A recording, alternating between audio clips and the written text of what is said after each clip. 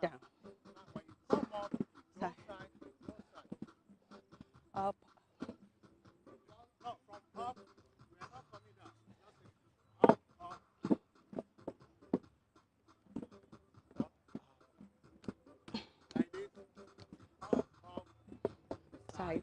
side, side, up, side, and side. Okay.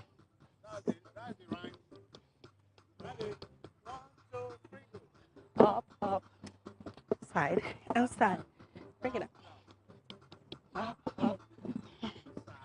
and side, up, side, side, down, up, side, side,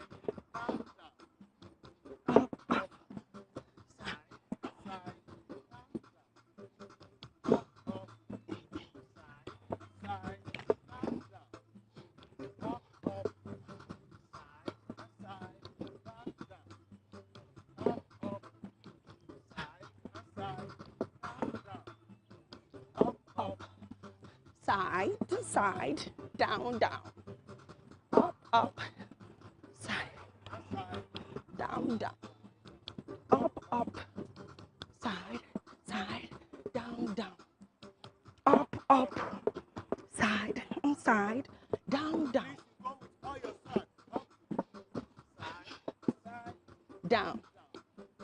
down, up, side, and side, down, down, up, side, and side, down, down, up, side, and side, down, down, up. Stay up there. Stay up for something. Stay up.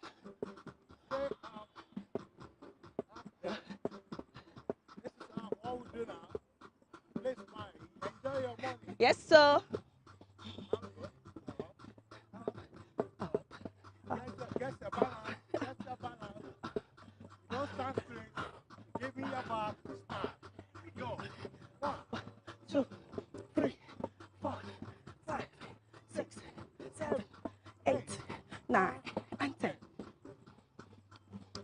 1, 2, 3, 10. 1, 2, 3, 4, 5, 6, 7, 8, 9, and 10. Alright, let's get it last 10. 1, 2, 3, 10. 1, 2, 3, 4, 5, 6, 7, 8, 9, and 10. Alright, stay on there. Go side. You can see my legs at the edges. Go low. Go low. Back. You go low. Take it down. 1, 2, 3, 4, 5, 6, 7, 8, 9, and 10. Oh my Alright, gosh. lift your hands at the waist. Now we go. 1, 2, 3, go. Back. 2, 3, 4, 5, 6, 7, 8, 9, and 10. 2, 3, 4, 5, 6, 7, 8, 9, and 10. 2, 3, 4, 5, 6, 7, 8, 9.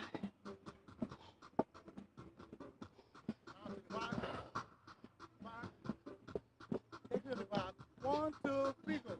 Now we modify it. A little bit modification to it. Take it up. 1, 2, 3. You go with higher power. With higher power. We go. 4, 5, 6, 7, 8, 9, and 10. Tap, tap, tap, tap, tap, tap, tap, tap, tap, tap, tap, tap, tap. Ooh. Okay.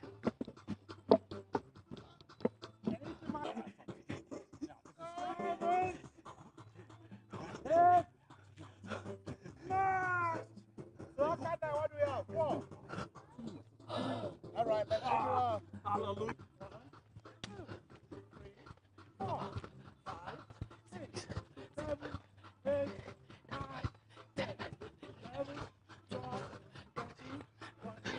Okay. 1, 2, 3, 20. 1, 2, I'm counting. 3, 4, Hey, 5, 6. 6, Go with me. 7, 8, 9, 9. 10, That's 10. 1, 1, 2, 3, 3, 4, 5, 6, 6, 7, 8. 9. Okay. All right, 20. 1, 2, 3, go. 1, 2, 3, 4, 5, 6, 7, 8, Oops. 9, 10. Stand. 1, 2, 3, 4, 5, 6, 7, 8, 9. Let's together. Let's together. This is how we do it. This is how we get it. And this is how we do it. Let's go. 1, 2, 3, go. Go down. You hold it there. Go down. Touch your toes. Touch it. Oops. Look up and smile. Look up and smile. All right, up. Now, that was a good demonstration. Please, let's encourage ourselves. That was good. So now we're going for the main activities, please. This is how we go. Go. 1, 2, 3, go. Hold it. Go. Hold it. 3, Oh. 4, 5, Oh. 6, 7. Go with me. Alright, last one. Oh my gosh. So now you change your hand. Now, left hand, right leg. This way. Alright, let's go for the demonstration, please. Alright. 1, 2, 3, go. Touch your toes there. The fingers at the toes. Fingers at the toes. Look up and smile. Oh. Yeah, do this for the love you have for your body. Exercise is for me and you. Yes, so. Yeah. Thank you. Alright, take it off. So now we're going for the main activities. Your left hand to the right leg. 1, 2, 3, go. Touch. Pick it up. Touch. Pick it up. Touch. Bring it up. Quick touch. Bring it up.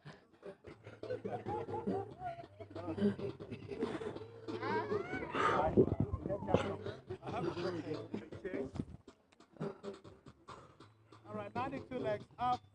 All right, we bring it so we can get our Russian twist from there. Look at my hand. Bring it to the center, and then side. Your fingers almost at the floor there. Stretch it. We go. Now we can. 1, 2, 2, 3, 3. It's been a beautiful one today. I had a beautiful time. I burned out a whole lot of sweat and calories. I can feel every pain from my tummy to down to my legs and all. And I got a sister here with me. We participated on this journey together. How are you doing, sis? I'm fine, thank you. Okay, so tell me, how long have you been doing this? It's been more than 5 years. Tell me. Yes.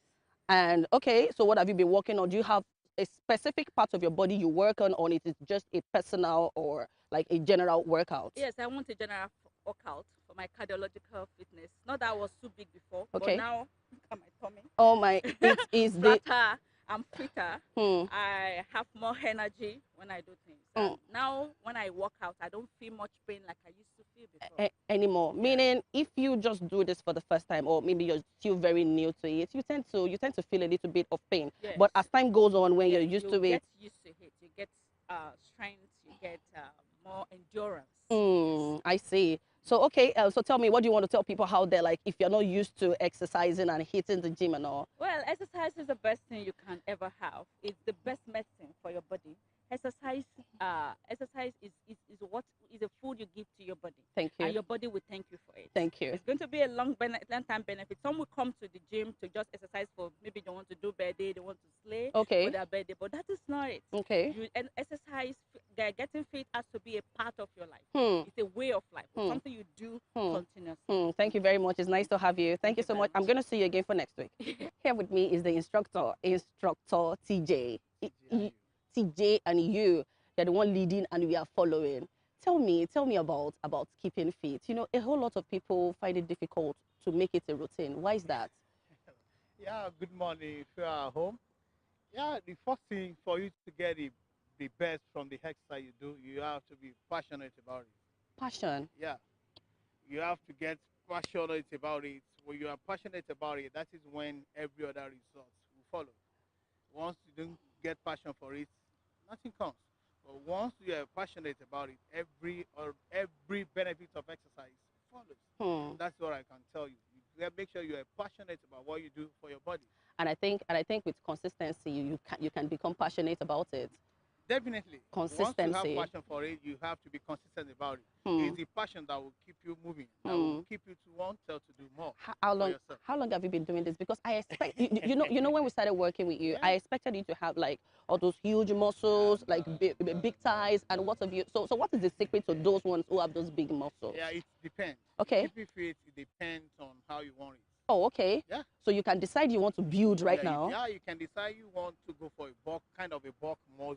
Okay. You can decide to go for a kind of a lean muscle. You can see. So this is a lean muscle. Yeah, this is a lean muscle. Okay. This is how I want it, and I can tell you, majority of people around there, they prefer their body to be like this. Exactly. That's why I have to go for it. I have to go with the majority. Oh yes. This is how the perfect body you can have for us. I had a nice time working with you. Like every bit of it is interesting, and I kind of noticed that from the beginning, the moment you started, you might start feeling pains all over your body, but the moment you get used to it, trust me, consistency is the key to keeping fit in it. Consistency, and then you just start getting passionate about it. Thank you so much for coming, TJ, and we appreciate you. We keep seeing you on Spring Delight. Definitely. Thank you so much. And please remember, Okay. we are not doing this because we hate our body. We are doing this for the love we have for our body. I like that. And a day you start with exercise can never compare with ordinary. You can try it.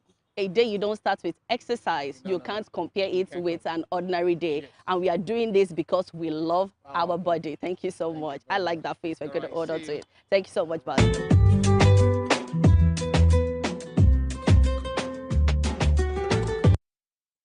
Yes, good morning. It is Spring Delight again. Every Saturday mornings from the hours of 9 to 11 a.m. on Western Spring Television. It is always a time for Spring Delight. And of course, on our very first segment, we'll let you exercise there at the comfort of your home. Keeping fit is good business. Just like TJ and you, fitness instructor, had rightly said, a day without exercise is a day that is incomplete. And today feels like it is a special edition on Spring Delight. It is the local government elections day. Yes. Adjola, how are you doing this morning? A beautiful morning to you, dear viewer. Thank you for joining us on Spring Delight this morning. And yes, in Osho State, it sure feels like it's a special edition because of the local government elections going on around. And there have been several interesting developments in Nigeria, ahead of today. Talking about the IBB book launch and the discussions, the controversies surrounding all of the issues surrounding that book launch. And then the Osho State local government elections also happening today. And right there outside, it's been different stories. When I was coming, I didn't see people out there, at some polling units. And I know that it's supposed to be bubbly. But then in some other places, it is happening there. Reports are coming in that some polling units have concluded their elections already. And they're already counted. So different reports here and there. But then in the course of the show, we'll be having reports coming live from the mouths of our reporters on the field right there. So it sure promises to be a different edition. Definitely. Interesting as always, Yes. but then, it's taking a different landscape this morning. Yes, because the name is Temitope Ajijola Oluwaola. Thanks for joining us today. Definitely, and my name is Ajibike and Jory Ojo. Welcome to Spring Delight. Okay, definitely we have a whole lot that is outlined for you. We're going to be taking our first report. Is going to be about the IBB book launch. Are we going to start up with that this morning? If we are, my able director, please let us fire down right away.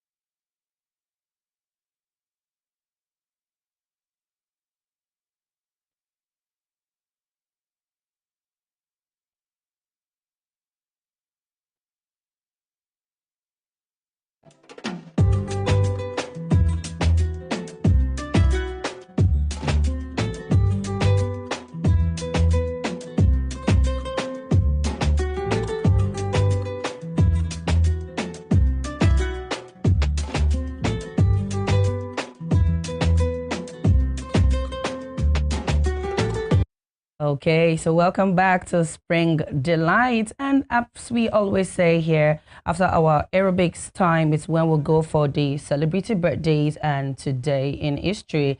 And of course, we have already celebrated our celebrities. And in case your birthday is on a day like this or in the course of the week, we need to let you know that you are celebrated and you are a superstar, irrespective you're shown here or not. And we are wishing you a merry happy birthday. Yes, a special shout out to one of our own, a man here, right here, Mr. Yinka Adefila. It was his birthday some days ago. Yes. And we really wish him a happy birthday and many more to celebrate here on Earth. Definitely. You know, and then several interesting celebrities right there that we saw celebrating their birthdays too. It was Osita Ihema's birthday some days ago.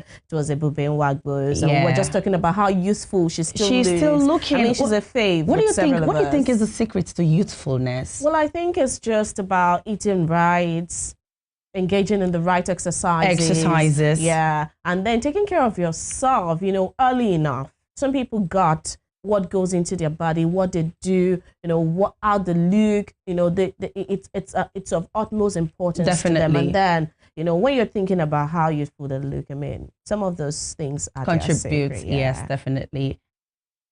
Definitely. And of course, once upon a time in our dear nations, one or two things must have happened. And here we are to keep you in the know week in, week out.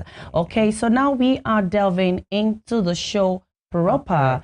In the course of the week, IBB had his book launch, which created a lot of rules and rules all around. Okay, now we have a material speaking about the June 12th book. Babangida makes a U-turn, says MKO Abiola won the elections. Okay, so let us go into this report, and when we come back, we have one or two to say about it. Undoubtedly, credible, free and fair elections were held on June 12, 1993. However, the tragic irony of history remains that the administration that devised a near-perfect electoral system and conducted those near-perfect elections could not complete the process. That accident of history is most regrettable. The nation is entitled to expect my impression of regret.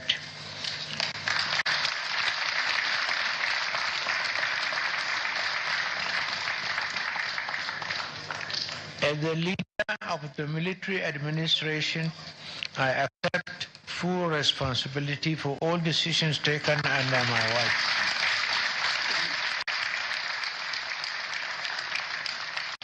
And June 12 happened under my watch. Mistakes, oversights, and missteps happen in quick succession. But I say in my book, in all matters we acted in the supreme national interest so that Nigeria could survive. Our nation's march to democracy was interrupted, a fact that I deeply regret, but Nigeria survived. And democracy is still alive, a testament to our resilience and commitment to progress. But when I was summoned by Daily Cole to make a remark, I confronted you. That you had an opportunity to make history that day, and you failed to do it. Why not inaugurate us? Why are you calling us back and postponing the inauguration day? They thought I will end up in jail. You came out right at the end of the remark. You shook me. I can't forget that picture. You said, you are courageous. That's an inspiration that is so impactful in my own life, just for what you are. The few hours to set a day like this, put it together, for you, you deserve it. Very much welcome to you, dear viewers. Thank you for keeping faith with us right here on Spring Delights today. And right here, we're about to delve into that particular issue of the book launch, the very much controversial, much spoken about book launch of Ibrahim Babangida, Badamasi Babangida, right there on February 20. On February 20, 2025, Ibrahim Badamasi Babangida, he unveiled his memoir, that's an autobiography as well, giving insight about his tenure as the leader of the country at the time. And then, several revelations where he talked about the annulment of the June 12, 1993 election and spoke. It said it takes responsibility, full responsibility of that, issue at the time. The controversy is about why now? Why is he coming out to speak now? Yeah. Why was it annulled in the first place? What were the issues at the time? On what grounds was it annulled? All of those issues. And another key takeaway from that particular event was the fundraising. About approximately 17 billion was raised, that day. And it just speaks to a lot. And that's why we have our analyst right here in the studios with us today, Barrister Moses Yomi Obadito, joining us this morning. Very welcome to you, Barrister. Good morning. Thank you for having me. Welcome, sir. Let's talk about that book launch. It's been spoken of far and wide. It happened on the 20th of February 2025, just some days ago. It had in attendance the president, Bola Ahmed Tinubu, who just spoke right there on that clip. And then it also had former President Olusegun Obasanjo in attendance as well. Let's talk about that book launch. How did you view it? Watching it, what were your thoughts, and reactions? Well, my reactions stem from what Alan Clark said. He said, there are no true friends in politics. We are all, when they mean we, they mean the politicians. They are all sharks, circling and waiting for traces of blood to appear in the water.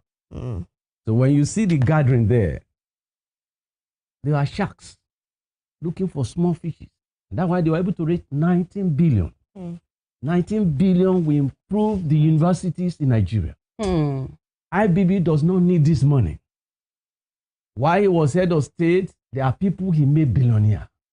Money is not the factor, but the issue is, I'm also quoting Thomas Jefferson. What is the purpose of governance?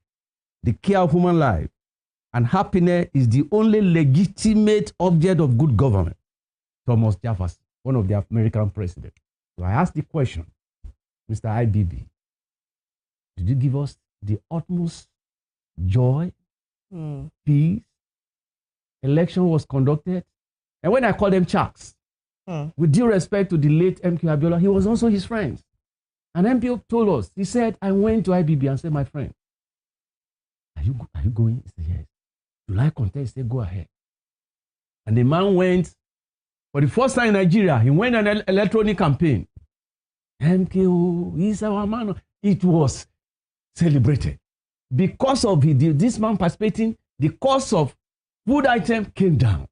So many things were just with the hope. And that's why they call it Hope 1993. And at the end of it, they use an option which has not been used previously and have never been used after. We call it option A4. And lucky enough, I was on the queue. Okay. That should be my maybe third election, because my first time of voting was in 1979. This, then 1983. So it was my third. So I'm well on the line. You count 2, 3, 4, and then they know within hour, no matter all the things that's done, record are kept.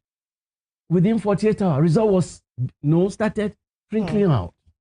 And then from nowhere, they said they should stop the election. And then from that day till today, each time they ask me, how about I say I have no regrets. If I have the chance, I will do it again. And then, what Madame Fodio said, conscience is an open wound. You take the truth to heal it. So his conscience is pricking him. he cannot write because of his health. Sometimes the Yoruba have a philosophy that death is more honorable than being alive. Solomon, in his wisdom, he said, a dead lion is better than a living dog. Look at him. That was the handsome man of 32 years ago. That was the emperor, the gods, the evil genius.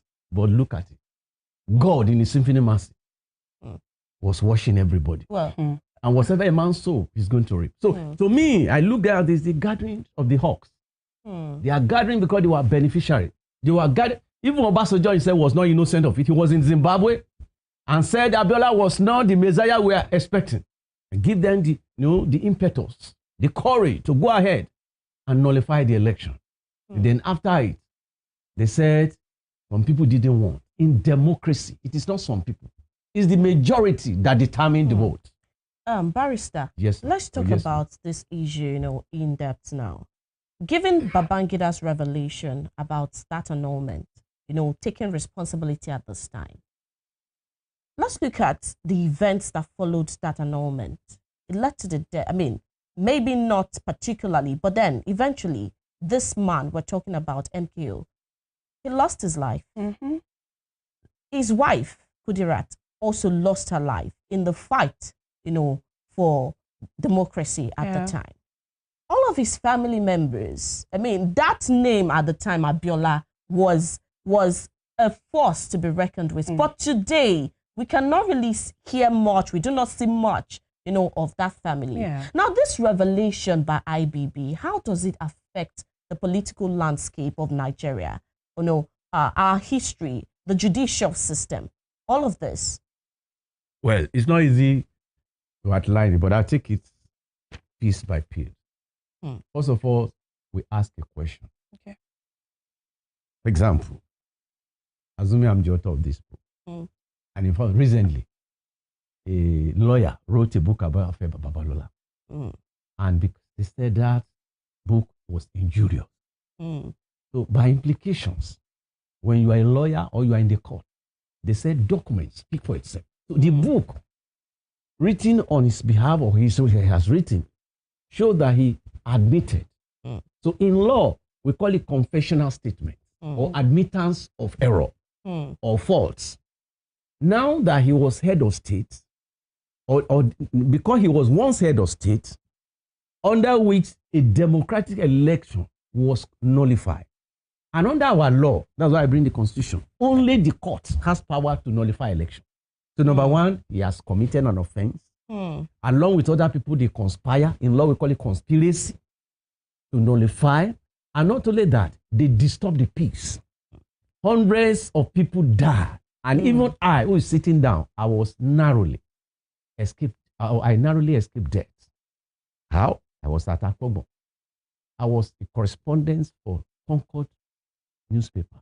And then some 5 men came with cutlasses, beating me with the other side of the cluster, blue and black. And the voice on the bridge was saying, Emma Pao, don't kill him, only beat him. And I know it was divine intervention. In this struggle, I injured my leg. I walked barefooted from Akpogbo. If you know Akpogbo in Lagos, it's over 5 kilometers to Maryland. And here was a professor waiting for us. Who was that professor? Wole Soyinka. Where are you going? We mobilized vehicle for us. And that's how everybody was fine. And I was going to Yanopaja. I stayed in Akpogbo just at that time. So what am I trying to tell you was that hundreds of people died.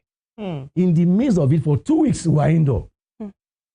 People have to be using sawdust to cook. Because we are telling the story today at MKO, it's not only MKO. The whole country, particularly the southern part, was on fire. Many important people paid the price. People like Gani Fahimi were arrested. They were taken to Guso. And not only that, if you said he wasn't responsible for that, but he was a stage. It was because of the conflagration, misunderstanding, annulment that led him to being incarcerated. And then he was even saying in the book that it was not the one that it was Abacha. No. In presidential system of government, the failure and success lies on the president. So having done that, then in my own view, guys said I'm going to take them piece by piece. If I happen to be the president today, and unfortunately, I call them hawks, with due respect to Mr. President. When I mean hawks, they fly together. In Nigeria, permit me to tell you, sir, Omar, that there's nothing called democracy. I'm a student of political science. I did political science to master level. So, I major in foreign policy. So I want to tell you just one word. There's what we call elitism. This theory was put forward by Pareto. He said, in the elitist government, it is the elites that governs for their own interest. And in the process, they exploit the majority. And if you look at our country today, 2% of Nigerians are holding the resources of 98%. That's why they're able to raise 19 billion on this spot. Have you ever seen any launch in Nigeria that such money Was raised. Then we are now even saying, what are they celebrating? Somebody truncated democracy. Somebody exploded Nigeria. In fact, the Yoruba wanted to move out. If it's not because of the placation, say, okay, let one of them, Obasanjo, be allowed to contest. He was brought out of prison, though he's not the one that led him. Subsequently, he ran into trouble with Abacha and that kind of thing. But what we are saying, to some degree, should we celebrate a man like that? And then if we are not celebrating, what else have they done? And so people in the grave will wake up and ask questions. And what are those questions? The question is, so I just died like that. So this man will not restitute. And now I'm coming to the issue of restitution. What is restitution? It's allowed in law. If in the process a man was found to have shot a very wealthy man who having wives, children, things to manage, and then in Western country, if you are convicted of being a murderer, you not only either being asked to go for life in jail, you also have to restitute, so that we look at the financial implication. That if this man that was killed, if he's alive, will he not be able to raise up his children? Will he be able to take care of his mother, aged mother, his wife? So the state will look for the money to pay them. That's part of restitution. So I'm asking a question. Yes, IBB may not give us the money, but the state owes us a duty of making sure those who have one way or the other, there are some who are amputated, there are some who died, there are some who lost their job, there are some who have mental problems till today because of the consequence of it. For example, Olu Onogorua, the fallout of it was that Abacha took over and they advised him, don't join the government. He joined. His first son was killed. And subsequently, Olu Onogorua became paralyzed. If you may not know Olu Onogorua, he used to be a very senior advocate of Nigeria, a very versatile individual, highly, cerebral. And their likes. There's another Baba from this Ijebu land was shot, and he narrowly escaped, and many other people. So they need to, when I call them, the elites need to restitute on those areas. And then to serve as deterrent, it will now be brought to court. So that's the area we are saying. And I'm going to give you a practical example. About 3 years ago, a man was found to have been involved in the days of Hitler during the Nazi movement in Germany, when they tried to want to eliminate all the Jews. Over 6 million Jews died. And when the man was he was in his 90s. And he was still brought to court. Because in criminal offense, there's no end to the trial. Anytime you are found, you are going to answer for the question. Sometimes even in USA, there was an innocent person who never knew about murder. And he was alleged. That was, several years later, they discover the man was just innocently. They pay him money. Haven't been innocently, jailed for almost 27 years. So what are we talking? In South Africa, Nelson Mandela as a lawyer came up and said, look, apartheid cannot be practiced here.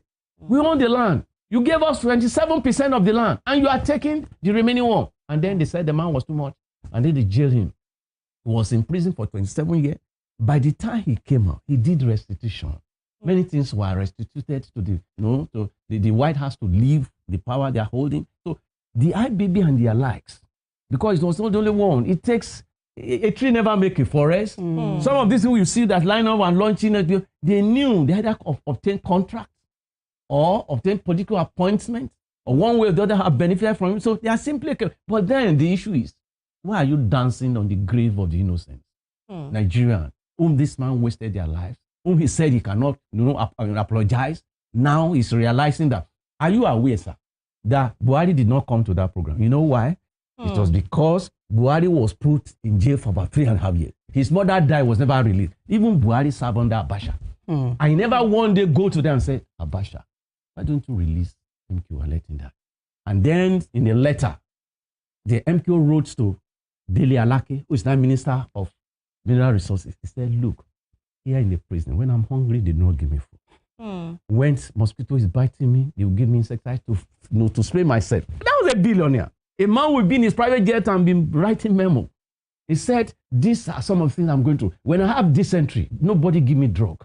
Eventually, it will stop on his own. That man suffered such a consequence. What was the fault of the wife? Kudirat. Because he was asking for, and the man was shot. The man who did the shot said, oh, God instructed me to finish her. The man is now free. So that was saying that the gathering is provoking those who can think. Assuming, before you pause me, Ganifa Emi is alive. He will be on fire because he knew what happened.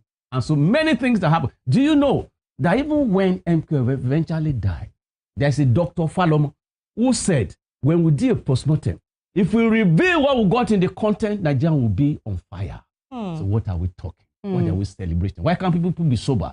And then remember that history have a way of repeating itself. Actually, shortly before you come in, just to put it in clear terms, IBB, is it supposed, to be free, or is supposed to be taken? He's not supposed to be. I said he has made a confessional statement. He himself admitted, as the head of the military, I'm responsible.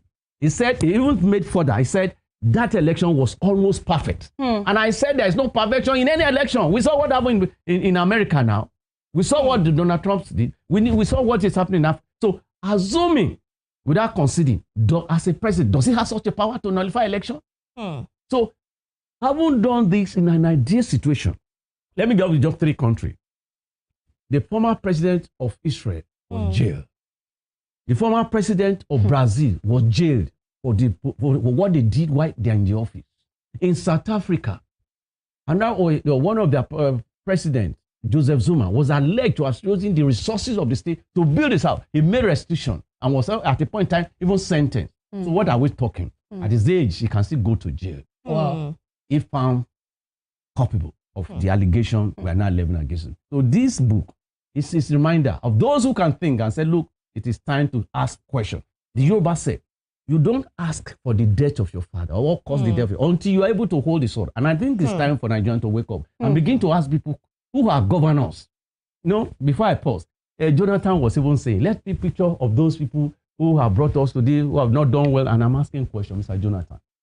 You are among them.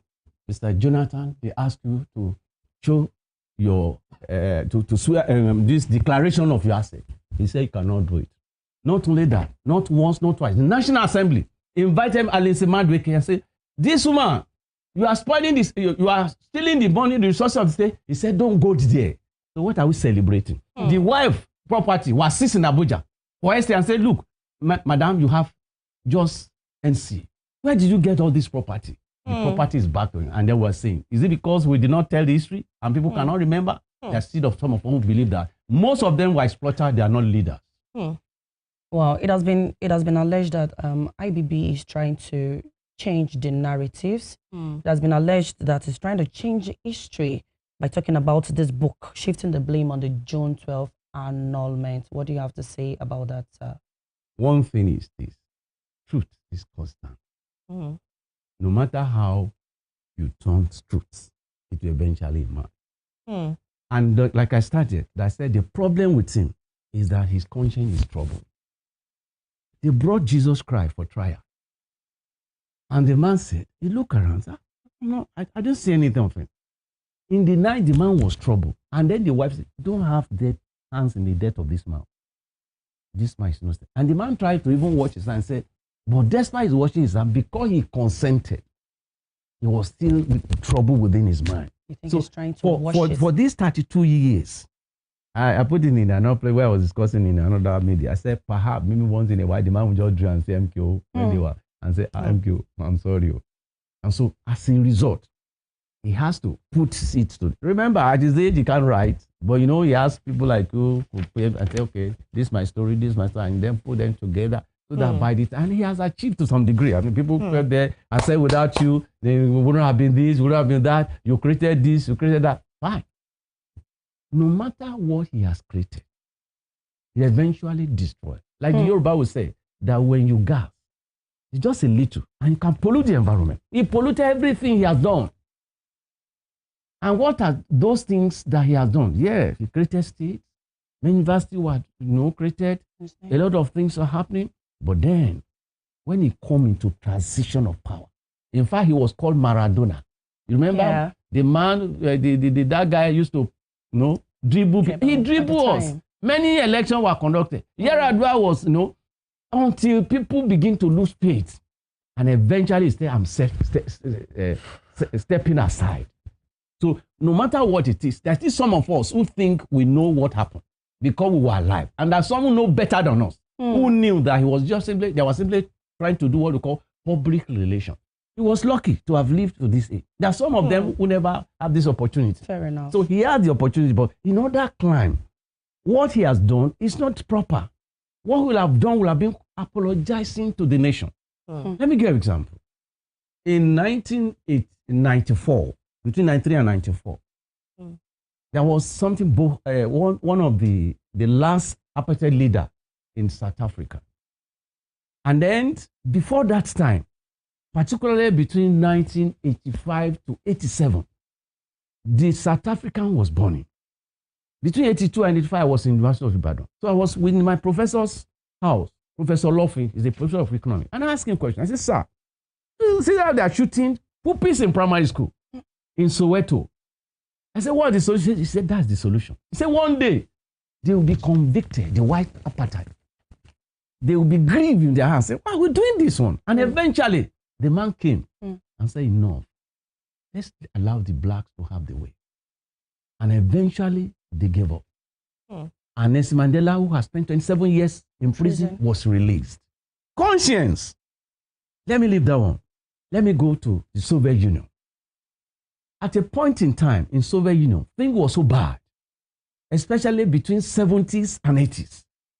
If you are going to change this chart, you have to kill. If you are going to get bread, you have to kill. But the ruling class, we call them the Kremlin, they were living big. And so in the between 80, 85 or 86 or in the 80s, they didn't get to the claimants. And the Soviet Union, the Russians came into the street. And then as usual, it was an oppressive kind of government. So they brought armor tank to shoot them. People were on the top of the armor tank. And that is how that government in Russia collapsed. And the new government came that turned things around. So there's always a limit to human endeavor. Like our father would say, that when you push a goat to the wall, it will bite you. This group of leaders, from independence to today, I call them reluctant presidents. Balewa was interested in becoming maybe a senator. But Ahmadu Bello said, no, represent me, leave. I can't leave Kaduna and come there. And eventually, the MPC, Northern People Congress, won the majority vote at the independent. And so they formed government. The man has no policy on the ground. Before we know, between 62 and 66, there was confederation. Who is the one destroying? Before they know it, they said, I will want to take over. 37 people, including Latif Jakande, were brought and they were jailed for 10 years. Awo was in the prison when the soldier struck in 1966, July 29. And then when Gowon became head of state, he brought Awolowo out and make him second in command to his government. And we were able to pursue the civil war without burning a kobo. And without somebody going property to there. Because of what somebody has a vision. But subsequent leader, even after the 1979, when the military were handing over, there was another reluctant president, Shehu Shagari. He came to, he wanted to be himself. They said, no, you are the one. And the man, his highest education, we are told, was grade 2. Maybe these other courses and some other experience. It's not education that make a leader. There must be your IQ must be high. Okay. You must have been exposed to a lot of experience and that kind of. Okay. So Shehu Shari he was the most traveled president. Possibly the president may be joining him. The United building was born in Lagos. The man was traveling instead because they invited him to India, and people died. That people were jumping from 15 stories. So when we come to like that, if there's ever any that ever strive to become president was Buhari in his second coming as a civilian, but then he has no program. And if that program won't be where we are today. As at 1980 to 82, when I went to Britain, a ticket to Britain to and from was 300 naira. Google it, if I lie. People of mine will tell you. Because our money was stronger than pounds and dollars at the time. When the same IBB, when they are celebrating today, he came, and then he wanted to take a loan from International Monetary Fund. And then there's one Dr. Ayagi from First Bank said, don't take this loan. If you take this loan, we shall be buying a tin of milk for 50 kobo. And it sounds impossible. Because with 10 naira, you will buy bread, you will buy meat, you buy sugar. And lo and behold, naira becomes 6 naira to $1. Before you know it, so they call it structural adjustment, and the man will just double and down because they came without a vision. And when there's no vision, there won't be a mission. So that's why I say it's a gathering of people who know themselves. You sabi me, I sabi you. Let's talk about the library, the presidential library, which is supposed to be a repository of political and military history. Now, and even the evolution of leadership and governance in Nigeria. That's fundraising at that book launch for this presidential library. Is it, if you're to look at it, is it an ethical initiative coming from a person like IBB, especially with that revelation? Is it supposed to be? Is it ethical? Is it an ethical initiative, or it's just a show of undue influence from Nigeria's elites? Thank you for that question. When a bad practice is initiated and it's not rebuked, others will repeat history. How? While Obasanjo was head of state, he raised up a similar contribution. Dangote, the likes, Adenuga, they came. And people are saying in the constitution, it's against the ethics. That while you are a sitting president, you can't be raising money for a library. That one in Abeg is supposed to be referred to as a national library. Today they call it Obasanjo Library. Using money from contractors and their bootlickers, their acolytes to build that place. So now people come and said, and in fact the philosopher said, if you want to be remembered, write book. So they have written book. Now they want to move to the next level, which is library, because Obasanjo did it, so he must do it now. And so he has raised money for it because the wrong that Obasanjo did is copying. And so tomorrow, who knows what the next person is going to do. So what we're doing is that in Nigeria, place where they saw it, it was not the individual. It was the nation that seed. For example, look at, you may have been hearing of Washington, D.C. Let me give a little bit about his history. The guy was about 19 years old when he wanted to join the military. And the mother said, no, you can't join. Against his mother, which he joined the American war. And then he led against Britain for the War of Independence. And he did very beautifully. But because of the exploit at the war, they were able to, gain victory. So remember the man for the good job done. That's why they named that place George Washington. Today, everybody wants this one to be named after him, named after them. Ask them, what good thing have they done? Have they forgotten? There are many names before they came. And people will change it. So if they call it National Library, call it anything. Those who know history, when they come, they know what to do with it. There was a man I went to mention. He was a governor throughout this south here. And it was alleged that he had a medical hospital in Abuja. And he denied it.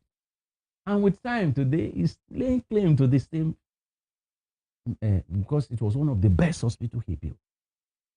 And many people have done things like this. But the issue is, why? How? Why don't we, before you copy somebody, just like if I happen to be a lady and I look at the way you dress and I want to dress like you, and I know I don't have the resources, or borrow from him, taking for this one and so many other things. So that's what our leader have been doing. If you are going to want to do something, IBB we are talking about. I remember in the days when they were there, somebody once said, that was David Cameron, he said Nigeria fantastically corrupt. Because they know in leadership, there is no accountability. Nobody, no. And let me just give an example.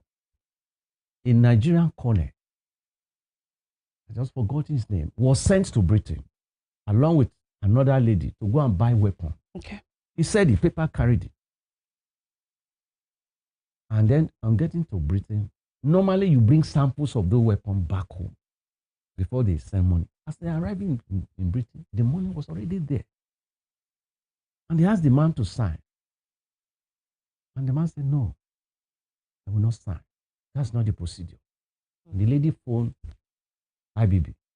Hello, sir. Colonel X and Y said he's not going to sign. They signed for the money.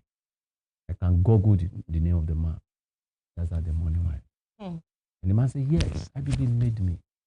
But the fact that he made me, did not make him to ride a horse to come and use my mother. I won't use the obscene language. The man refused to come to Nigeria. He is a professor today. So what am I trying to say? Most of these things, they came when the resources were there. Even Gowon that's supposed to be there. In an ideal situation, he ought not to come. I was in primary school when he was head of state. A very handsome gentleman, very simple. By the time they top him, he has no building of his own. But then he made a mistake. Because at the time he came, he was in his 20s. So he got married at the age of 32. That's not the fault. The mistake he made was that the period that oil was coming. And they asked him questions. He said, Nigeria's problem is not money, but what to use money for. Ask, can you say you don't know what to use money for? As head of state? So these are the things on the ground. Lack of planning, lack of vision, lack of focus. Before you pause me, let me give an example of China. In 1979, the Chinese population was about 1.4 billion, their population. And they realized they are walking towards a dangerous slope. And so they make a policy. Okay. Nobody should have more than a child. And if you are going to have it, you must come and give reason. And then, apart from it, so many policies were taken up. Because poverty was there. The first man, a white man that doesn't wear slipper, which I saw in a Kurudu trading company, it was a company that made enamel, was a Chinese person. Poverty incorporated. But today, the leading economy, I doubt if they are not ahead of US. Because somebody came with a vision. Restructuring, refocusing, re-strategizing. Let's leave that one.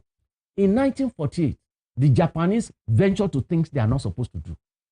They went to venture into war. And so the Allied forces came after the Japanese. And they bombed about 3 cities, Nagasaki and Hiroshima. For the next 40 years, children born were being affected by the bombing and many things. On that day, the Japanese withdrew from international conflict. And then they went into technological education. Today, there's nothing you still around that they are not manufacturing. Electronics, plane, medical, and many things. Because somebody came with a vision. So, but yeah, you just come. Thank God we're even paying your salary. Is the salary the only thing that matters? I told you that when I started primary school, I was 4 years old.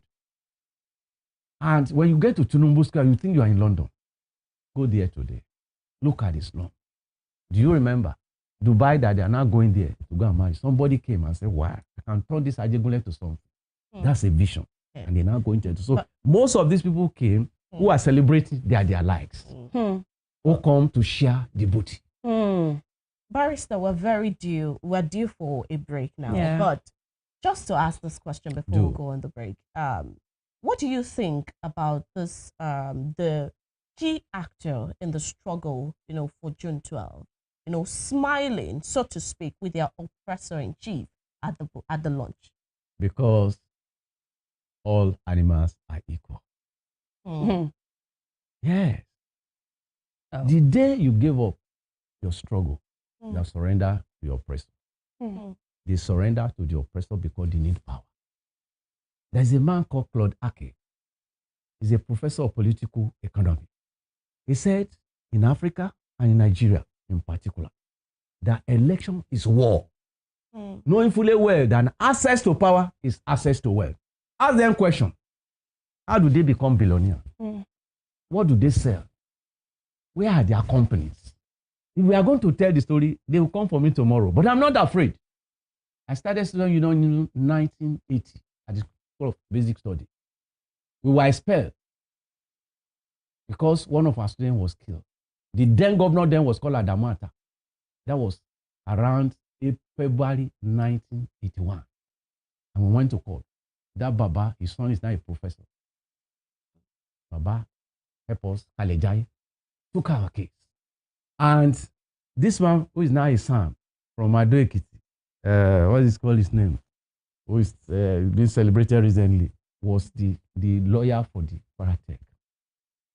And then they said, this student, they have been charged because they demonstrated and they destroyed something. They have all paid 30 naira. That naira was big money. Because for me to get it was 1981.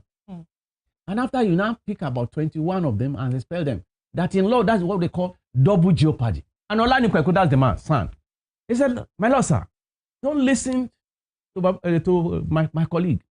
It's all sentiment. You know what the lawyer, the judge said? He said, even the war is enveloped in sentiment.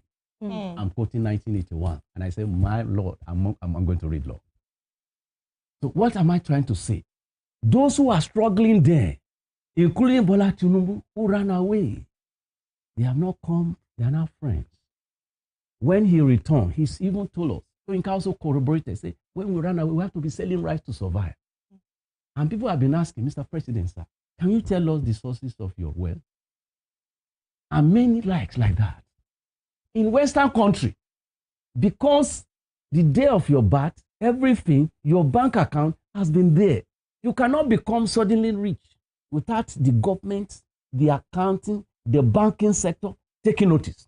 Do you know, as bad as Abacha is, he made a policy that when an individual comes to bank, more than 500,000, he should state it in a form and make sure everything is recorded, how he got the money. And I was in a program like this, and one of my friends, the banker in Elisha, he listened to it. He now comes there, Mr. Vice, if we follow that policy, people will not come to our bank. That law has not been changed.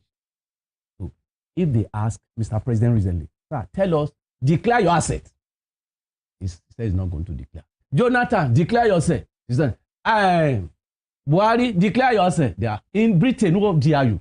How do they know that Donald Trump has a problem? I was just reading it. Because some of the things he claimed to have had was murder. Because there's transparency and accountability.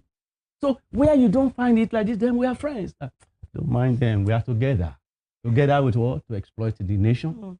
But one day, somebody will come. And before you pause me, let me just sing one song for you. Okay. He said, everyone is crying out for peace. None is crying out for justice. I don't want no peace. All I want is equal right. So that your child and my grandchildren will be able to have access to education. Because it has been our policy in the constitution. The policy of the government is that to give every Nigerian free education when it is possible. When will it be possible? When they have all this asset, they have so many things, and the children don't school, go to schools, go to university, go and look at the buildings there, and then you establish new one. The one on the ground have not funded them. Why are they using this one to be as if we are nothing? It is time for them to know that we are already mature. And people are asking questions. Show us your card. How did you get this wealth? They are wealthy because they know themselves. Thank you very much, sir. With this, we're going to end the discussion on the IBB book launch. And now we want to go into the street of the state of Osun to see what is happening out there about the local government elections. And I've been told that we'll have a video of the executive governor of Osun State where we've seen him casting his vote. Yes, we have all this package put together. Don't go nowhere. We're going to be right back.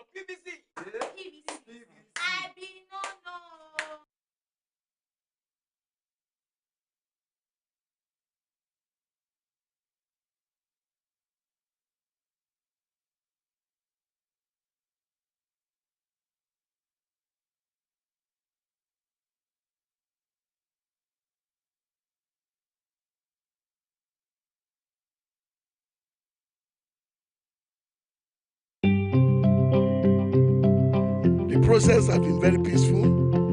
I made a broadcast to my good people of Osun State that this election should be peaceful. There should be no violence because Osun State is a very peaceful, state. They should come out peacefully and vote and go back peacefully too. There should be no problem. We should not give them or any chance to say that there's violence here, there's violence. I don't want that because we are a peaceful people, in Osun State.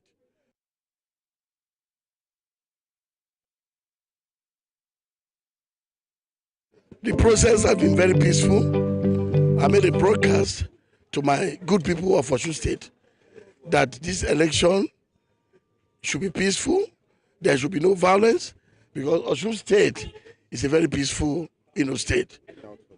They should come out peacefully and vote and go back peacefully too. There should be no problem.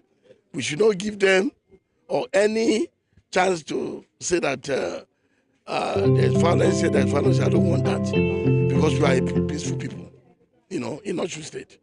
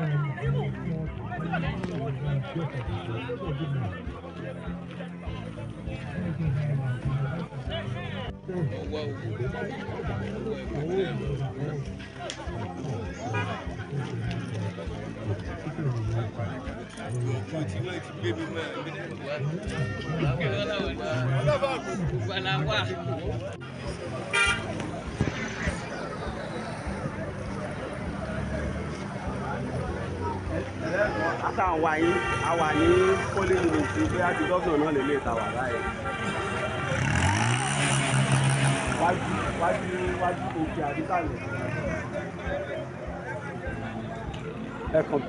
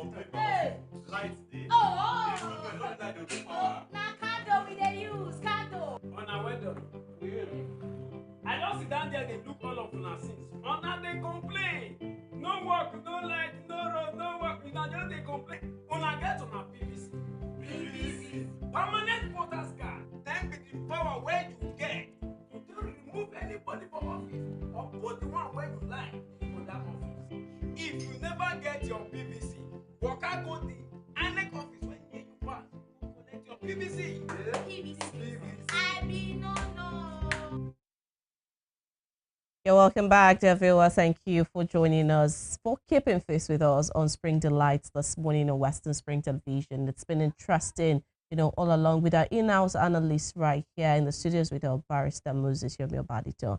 We're talking about the IBB book launch. And right now, we just saw some situation reports right there from the streets, of Osun. The governor Ademola Jackson Nuruddin Adeleke just cast his vote, at his own polling unit right there in Ede. But it's been different, situation reports, from the streets. We saw another place, where the people were jubilating. Already. Probably the votes have been, counted and all of that, and it was to their own favor. But then we have our analyst right here at the studios, still with us right here this morning. And we want to talk about the elections, build up to the elections. It was, violence and all of that. And then this morning, it's really been quite peaceful, talking about all of the talks about violence, canceling the election, and then right here. Yeah. Your take this morning on the situation of the state. Let me start philosophically. Okay. After the storm, they are bound to be peace. Before election, there have been some storm here and there, as if the whole thing is going to explode. Unfortunately, many lives were lost, some were injured. We're sorry about that. But if I happen to belong to either of the two parties, that means the APC or PDP, I will have used law to settle it. How? Now, APC claim that they have a judgment that returns their elected men back to office. So in the process of trying to execute your judgment, if you find the opponent resisting, what you do is to go back to the court and tell the court, look, in the process of trying to execute our judgment, this is what we meant. And then the court will now summon the Attorney General of the state to come and explain what really happened. And so in the process, the court will now give a judgment and order the Attorney General of that state to go and carry out their judgment. But this was not there. Then let's look the other side. Okay. Assuming they also are aware that APC have been asked to return to the various offices, they have option 2 as the people whom the judgment was not favorable. That's what we call you go back to court as the one that is not paid, asking them to stay of execution is a motion. That this judgment, you please hold it. But that is not all. You will now go back to the courts where that judgment emanated and compile the process, the procedure, as well as the judgment. You will put this one together and proceed to the next court. Remember, this court of appeal. Yeah. The next court is Supreme Court. You will now file that, look, the order of returning the APC back to office, sir, we are against it. Please look us into this one. So in the process, once they give them number, they also possibly invite both parties to come to Supreme Court, where the final. But if you look at it, neither APC nor PDP has done any of this. So instead, you resort into self-help. Self-help is no law. For example, in an ideal situation, and you saw it in US, when the first coming of Donald Trump, when he was asked, we are go there, launch against them, don't let them be, and they made arrest. Some of them have just been released through his presidential order when he won for the second time. So if you do such a thing, you are committing offense.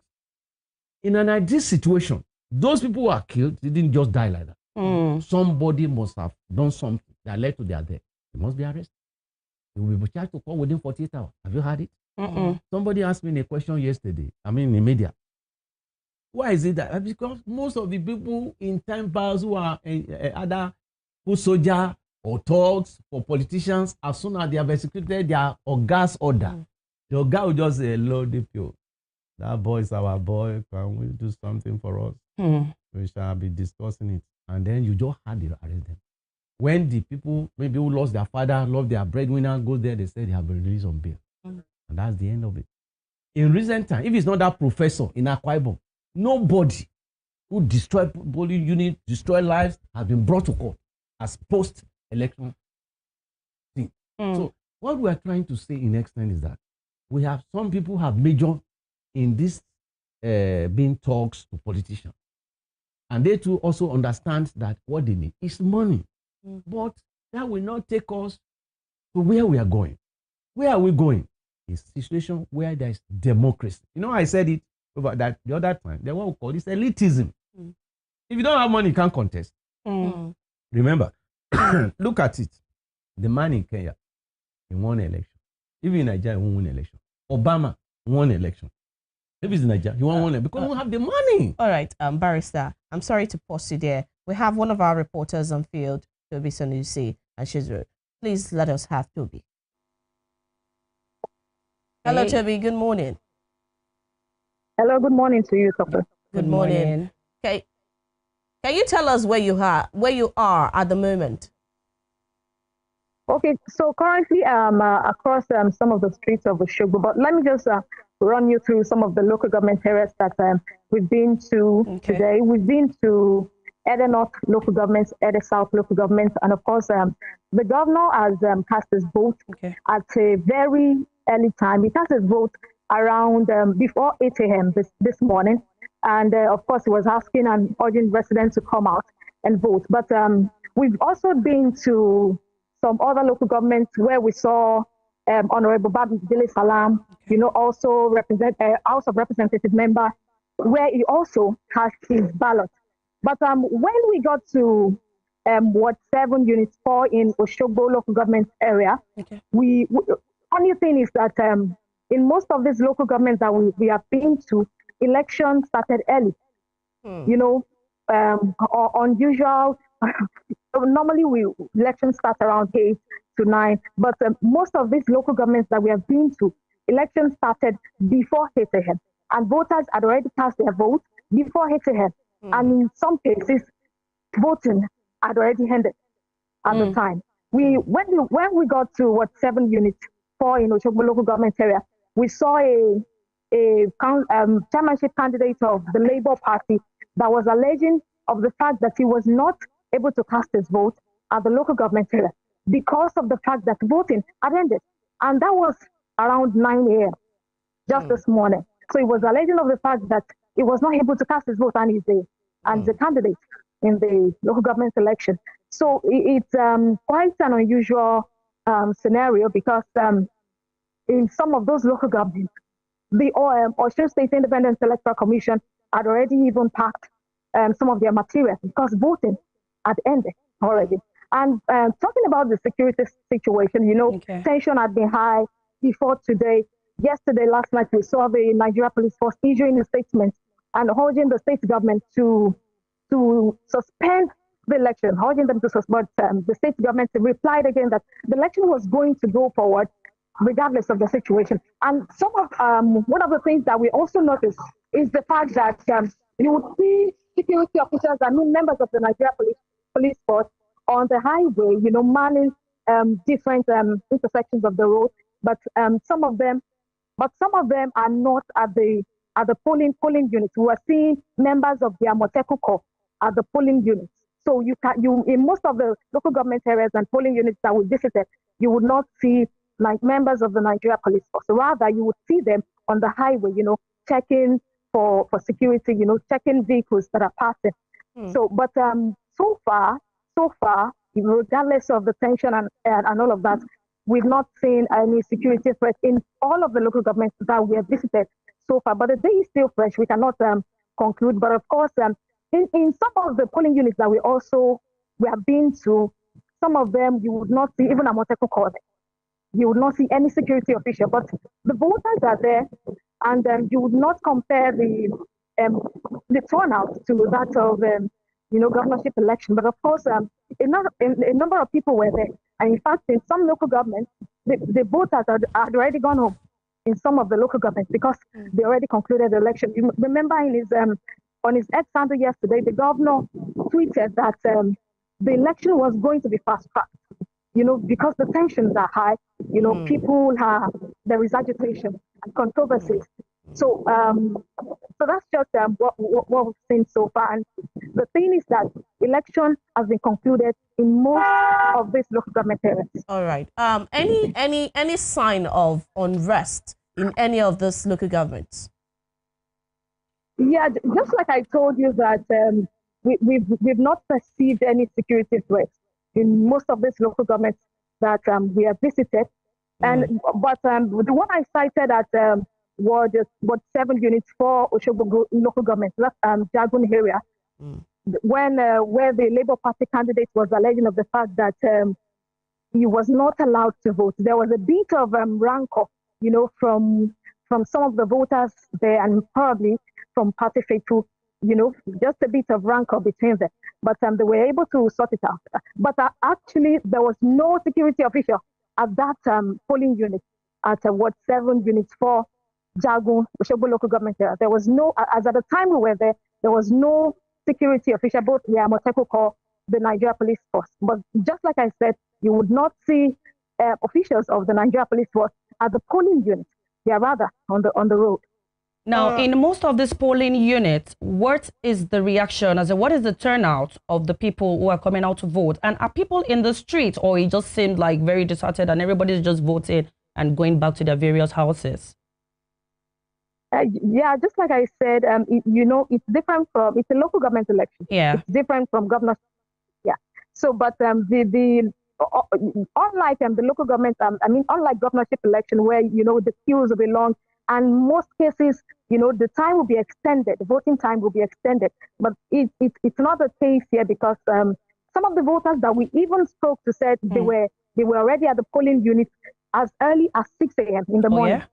So some of them were already at the governor also voted early. He voted before 8 a.m. He had already cast his ballot before 8 a.m. and he had already left the polling unit before 8 a.m. So, the voter turnout is just a bit, not too much. Okay. But the thing is, but just like I said, election has been concluded in many local government areas. Wow. Unlike the usual thing that we do have, that voting time will be extended. But across the street, there's restriction of vehicular movement. Mm-hmm. But you will just see a number of persons moving around, just a number of persons. But there's restriction of movement. All right, thank you very much, Dogi. Thank you for bringing us that situation report. Thank you very much. Barrister, we're right here now. You heard the reports directly from the street. But yesterday, let's start, from the basics. Yesterday, she said the governor tweeted on his official X handle that voting will be fast-tracked, and then she said this morning that in many of the local government areas, voting has, been conducted and have ended. And even in some of those local governments, the voters have headed straight to their homes. And then she also said that in one of the local governments, a Labour Party chairman was not able to cast his vote because voting had ended. And just like I was saying this morning, in some local government, in some polling units that I that I passed through, I did not see any sign of voters. So maybe, it had already been concluded and they've also gone on. What's your observation? What are your comments exactly? Let me start with a quotation from Rudyard Kipling. He said, courage is not the absence of fear, but the ability to face it head on and proceed with determination. So if the governor and his government were not determined, this election would not even take place. From Abuja, Attorney General, the police gave, don't let the election take place, and they said, we are going. Instead of wasting life, we will fast track. And that's why I have to praise them for the courage. Even those who came out, I think they are courageous too. That the fact that you have courage doesn't mean and people are very careful. In fact, when I was coming, I was saying, I said, no. It's never in the night that the snake will not work. Only the rat will not pass this way. So, and that's why I'm here. So that is number two. I also want to quote what somebody said about the issue of democracy in Nigeria before I answer that question. He said, the issue is not that democracy is not working. It's that we are not running one. Remember, this is not my quotation. We are not running one. All we have is civilian rule based on who can corner the most formal vote by any means possible. And he went further and said, look at Chinese. Chinese runs a democracy that unfailingly feeds 1.4 billion. and people daily, and has abolished extreme poverty. You remember when they gave that they have over 100 million have been moved from poverty to this, and India also follows suit. So what I'm trying to say in the extent is that this democracy is costly. But the question we're asking, if you are going to conduct election and the people come out to vote and they said election has closed before 12 noon, if they go into tribunal, they're going to have a problem. I mean, a lawyer, if you come to tribunal and said you are against that election, the first thing a judge will ask you, did you vote? And say no. Why? You have to give your reason. So that's why I want to appeal if they are listening to us. Since you have had the courage and said this thing will take place, and from what the reporter have told us, that the police are not even there against anybody. Hoodlums have not shown face in anywhere. That Amotekun were here and there. So let's do it in a way so that it won't be a waste exercise. Reason is this. If on the long run, this exercise leads us to nowhere, we will have wasted money. Because by the time the OSEC will tell you how much it used to print paper, training, paint, and what stuff, and that kind of thing. So that's why what is worth doing at all is worth doing. I'll give you an example. In River State, they were against that election, local government election. In fact, the governor was so courageous that he decided to leave PDP and go for another party. And all his members, they contested on that place. No single policeman was at the polling unit. And that election was done. And nobody has come to challenge them. So let them still have the courage of allowing those people who have come to the polling unit. Let do their job so that people will not say, I'm disfranchised. That's what democracy is.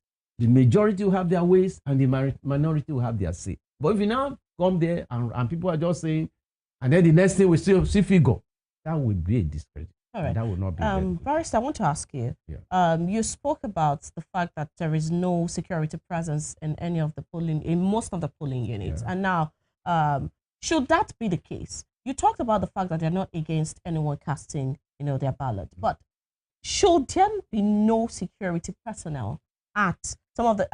The reporter said, Toby said, Amotekun was found in some of the polling units. But then, in this case, some of these polling units did not even have any security presence. Should that be so? Is that what you should find in an ideal polling unit? Sir, let me show you. This is, what do we call this book, sir? Electoral. There is nowhere where it's written that security must be there. All you need to do, if you look at section 107, presiding officer, the assistant presiding officer, the material, everything, those are the things you'll find there. So security is just a plus. And we have seen the practicability of it being done in rivers. But what about this peculiar case where we've had violence preceding the electoral process? Because of this, the police said they are advising them. And if you advise me not to do it, and I go on and do it, do you hold me responsible? So that's why I started with the word courage.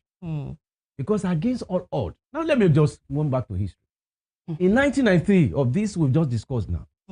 Do you know some people went to court in the dead of the night and said that election should not take place? But despite that one, the electoral Professor Henry Wozu said, go ahead, that election is taking place. And the election was conducted. Option A4 was one of the best. People came out in large number. In Kano, where one of the presidential candidates came, Abdullah beat them hands down. Almost even in the East, he beat them hands down. So what we are saying is that if in the wisdom of those who make the law, they will say, without police, election conducted will not be acceptable. If you go to, did you have policemen? They won't ask you that question. The question is the man present? Did they give you ballot paper? Is it this one? Then if in the process they now notice that the ballot paper they post does not have number because there's a numerical number, those are things that don't really matter. So, but in a situation like this, it's an abnormal situation. Remember, there have been fear. People have been and there's still fear and say, hey, we are going to show you people. And remember, this is just the beginning. We have not concluded. There's still likely to be some. Okay. So we do not drain you beyond measure. Let us take this quick breather to Barrister can rest himself and find relief with this cup of coffee. Stay with us, dear viewer. We'll be back.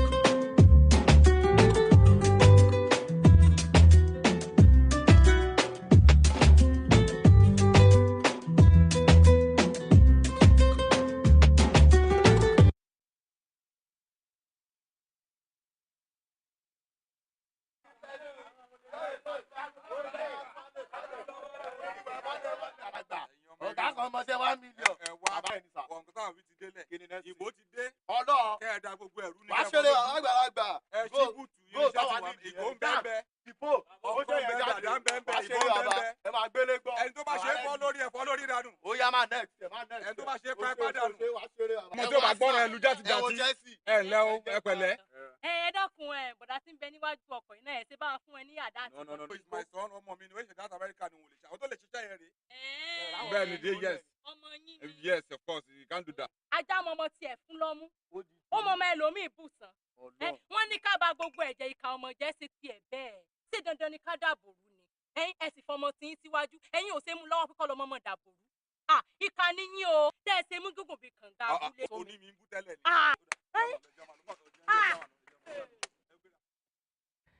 Okay, that was a beautiful one. It was. All right, that was just speaking to, saying no to violence, Yeah, vote, not fight. Yeah, to not incite the people against, the process and then against themselves. I will still have Barrister Moses Yomiobadito right here on sit in the studios of Western Spring Television, right here on Spring Delight. Well, we've been talking about, the political situation, the electoral situation as well here in Nigeria and then here in Osun State. Okay, so before we went on the short break, you said something, sir, that kind of like just got me. You said we shouldn't just expect that because it is peaceful in the course of this morning, like we should. There could be situations forthcoming. Why did you say that? Can't the people of Osun just reach a compromise and just let this thing people should, once they exercise their franchise and once the whole thing is done, they should accept it as it comes? No, I'm even saying that the fact that they are still on the field. Okay. Most of the area they've just covered now are peaceful. Yes, sir. They are likely to go to hotspot where maybe opposition may have their own strongholds. So they may put up some resistance. May. I use the word may. Well, when you are dealing with human being, you don't say shall. Only Lord has said that. But when you are discussing the probability of maybe a little bit of violence, misunderstanding may come up. Then, apart from it, a philosopher told us, he said, it is not those that vote that count. It is those that count the votes that matter. Now, did you get my logic? I'm actually trying to take it in. These people you are seeing have voted. Yes, sir. What really matters is when it's coming into counting. That's when Nigerians normally have a problem. You have seen some few people coming out. By the time the figure come out, you say, where did they get? I'm not saying this one. I'm just giving that what that philosopher was saying. Okay. That when we now come to the counting, did you allow other people participate to have access to where the counting is taking place? Okay. Because we have seen in the history of Nigerian election that you will count and then they carry it to local government where the thing will be counted. Some people will not be allowed to have access to the counting because normally they are supposed to see. And remember Adamawa, while the counting was still on, the man went ahead and announced the lady as the winner of that gubernatorial election. So that's why I said, let's wait and see. It has been a good beginning. Yeah. But we pray it's going to be a very good, conclusive end. Very quick one, sir. Yes, I'm quite skeptical about the fast tracking. I think it is not fair to the people of Osun that it has been so fast tracked that some people cannot exercise that franchise. Didn't you think they should have put a little bit of that into consideration? Yes, I even said it, that if they get to tribunal and that they go there, that they could not exercise their franchise. Yes. And they ask questions and say, when I get there, or they will ask you what time. Your lawyer will ask, we got there, what time? And they say 10 a.m. Because in the law, it's going to be election will begin at so and so hour, so and so. Yes, sir. So I will encourage, if there is a way by which OSE can reach out to the people, they don't need to fast track. everyone who have interest of coming to vote should be allowed to vote. Yeah. That's how democracy grows. Yeah, we know there have been fear. In fact, some people even say, they ask me any question, I say, just wait. Because, because they know me in my office, he knows me too. They say, Mr. Lawyer, how should money? Wait. Only court can say election will not take place. That not even anybody in Nigeria, that since 1993, court itself cannot even ask election will not take place. Because they have been put there, that election, that it is the aftermath of election, the product of election that can be challenged. But you cannot stop election from coming. So when the attorney of the federation was saying, what was I said, that is his own opinion. He does not have the legal right. Do you understand? If there's any people who could stop that election, not even OSEC, because a day has been given, it will sue them. Some people will travel outside this, and come for the election only to be told the election will be cancelled. So that is why I felt they should not make it fast tracking. Anybody that still has, even in those days when when they are violent, the electoral official will take it either to the near safe place where they are protected. And then those whoever wanted to vote will now vote. But as long as we have been watching now, and there's no problem, ensure that those who are sick on queue have opportunity to cast their vote. All right, Barrister, as we begin to coast home, I want to ask you, you've been here on Earth much longer. And then, drawing inference from, the situation, the political landscape, from the 1993 elections and right up to now, what are your takes, on the situation of democracy, even though you've said some, but then with particular emphasis on the fact that the situation then, how the people reacted, getting into the streets, protesting, saying that their vote had to count.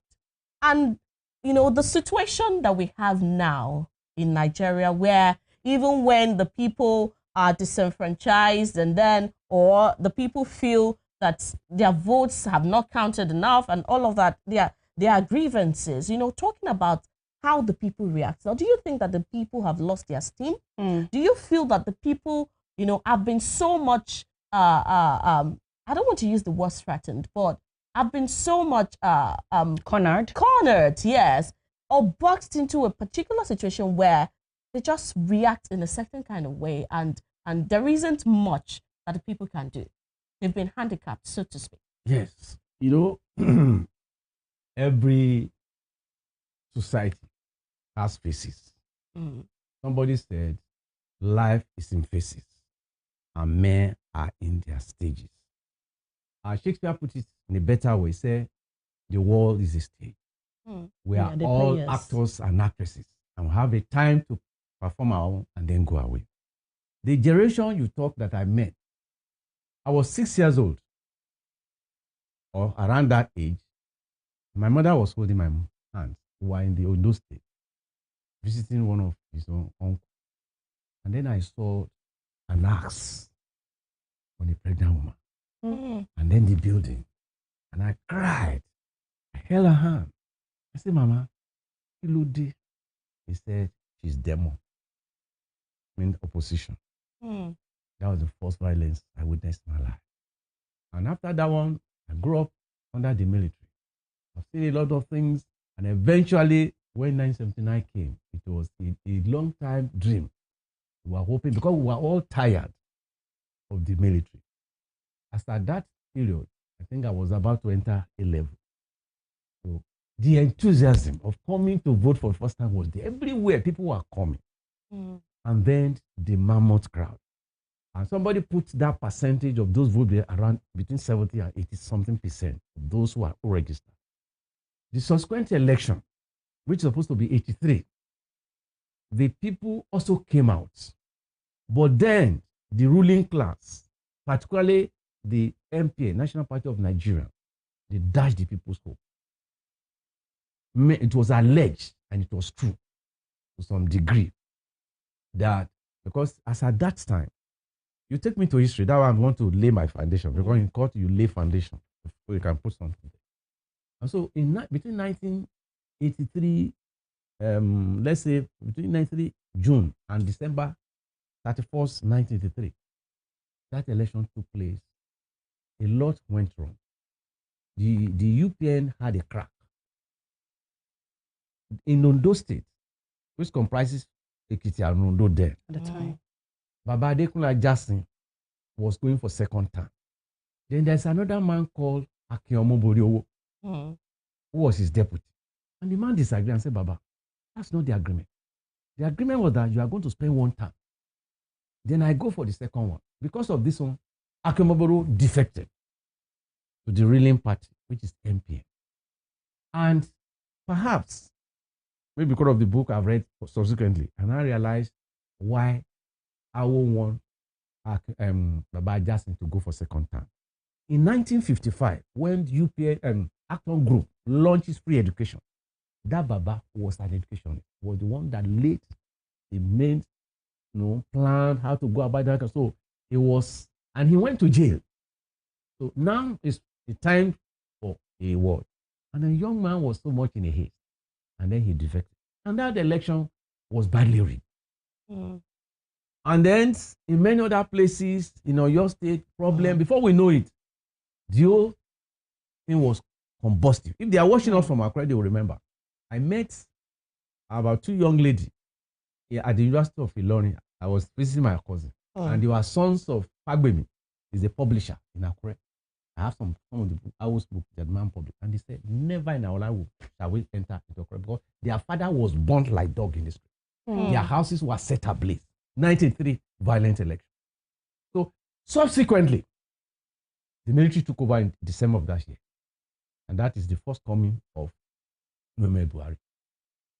And before you know it, the military, they lasted for another 19 years. So these are the things that dampen the spirit of the people. Look at the enthusiasm. Look at what happened. And then subsequently we came back to 1993 election. That's about 10 years after the conflagration. And then the MQ came with electronic voting, so many things. Everybody was saying, man, you need anything. And really go in all ramifications. In fact, when the man keep on giving money, they say, the way you are giving money, he said, no. If poverty enter my wealth, it will leave. So he was a giver. So his popularity cut across the whole nation. It was even alleged that he paid some allowances to emas. So there's nowhere you go to in Nigeria that you'll find the man MQ. So he won that election on the long run. Somebody somewhere be celebrated yesterday or 2 days ago, now saying the man did not win the election. And some people in the military does not want him. So that enthusiasm died down. I'm just giving you how, and from that day you see the number of people coming out to vote are decreasing. And then that would have been just one aspect. As you see, you are running out of time. Yes, we are. So let me look at other factors why people are not fighting for their right or coming and said it is. The other one is that when the politicians are enough, they cater more about their own luxury. Look at in the midst of poverty, they were interested in 160 million for a car. They also have, you have to pay them PA, you have to pay this and pay that and give them. If you look at America, once you are elected, either House of Representatives or Senator, they just give you something half of this place. You serve as your office and your room. Go to Abuja and look at it. I've been privileged to be there. I work with the governor. I know the facility that are available for these people. That's humongous. That's waste of resources. And so each time they get to the place, as soon as I say, hello, Senator Biden say, that is not going. You know why? They have changed their SIM card. When they come back, there's even provision for their constituency so that they can seek one or two people. They say they are troubling them. The security man say, Oga doesn't have time. It's not available. So the next election, will you come out? His sons will even tell you, you are troubling my father too much. This and this and this. So they are more interested in what, and by the time a councillor ceases to be councillor, except maybe the one who have course on his hand, he will have changed his address. He will have gotten a property. So if that is where they run it in the Western country, people will not be coming out to vote. So people are discouraged because they know they are only working for these people. And they only remember them during election. Just before I pause, in Osun here, A senator promised to give them transformer, not far away from Oshogbo, and then they voted for him. The next time they visited, they said, "Go and meet the government. Am I the government to give from transformer?" So will they come out in the next election? And then thirdly, there's these people we call foot soldiers or politicians during election. If they don't want Oloye to become voted, they go to his area. They cause trouble so that people will not come out during election. They carry ballot boxes and do a lot of things. Look at the thing they've done in the local government. In that place where they killed that man, people will be apprehensive to come out. So these are the reasons people are not saying, just leave them. I'm okay. So it is not because they don't know their right. It is simply because the people have been shrink, they have been harassed, they have been intimidated. Poverty and penury is over them. Do you know how much they sell Panadol now? Do you know how much they sell? Not to talk, I pray you don't have health challenge. When I was between my 1 to about 25 years, I wasn't paying for anything. Any hospital you get, they just give you a card. You move there and they give you free medical. Till I went to University of Ibadan in 1982. You are not paying for anything at the University of Ibadan. Can you go to hospital now and you not have a bill? So people are asking questions. Under UPN, there are 5 basic things they provide for you: free and compulsory education. Even at the university level, they will be giving some allowances because that's their program they are running. Their health, it will be available. Then rural development and work, better life for everybody. Today, each of those parties, we have about 87 political parties. Show me how many of their programs have you benefited from. So these are the reasons people are discouraged of coming out to vote. And that's the number of people coming out are decreasing on a higher level. So until they see people who will not deceive them to get votes, but who will practicalize and make life more abundant. You know how Awolowo said? He said the purpose of governance is to give to give better life to a higher percentage of the people. So if you cannot able to do it for them, then you have no business in being governor. Barrister, we know if we let you can go on and on. That is why but we are pressed for time. We need to take this quick break, and when we return, Devil, it should be BYEs. Yes.